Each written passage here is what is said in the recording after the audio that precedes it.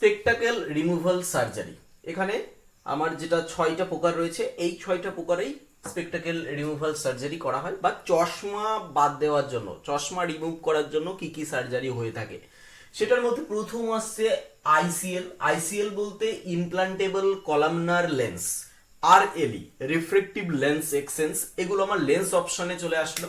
যখন আমরা সার্জারির কথায় আসবো সেখানে দুটো ভাগ থাকে, এক হচ্ছে লেন্স আর একটা হচ্ছে লেজার। তো লেন্সের মধ্যে আইসিএল এবং আরএলই। দেন লেজারের মধ্যে যেটা আছে, লেজারের মধ্যে প্রথম আছে স্মাইল। স্মাইল বলতে স্মল ইনসিশন লেন্টিকুলার এক্সট্রাকশন, যেটা flapless. Then PRK photo refractive keratectomy, এটাও ফ্ল্যাপলেস।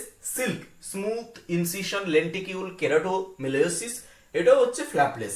আর ফ্ল্যাপের মাধ্যমে সেটা হচ্ছে LASIK, contoured LASIK, laser assisted in situ কেরাটোমিলিওসিস।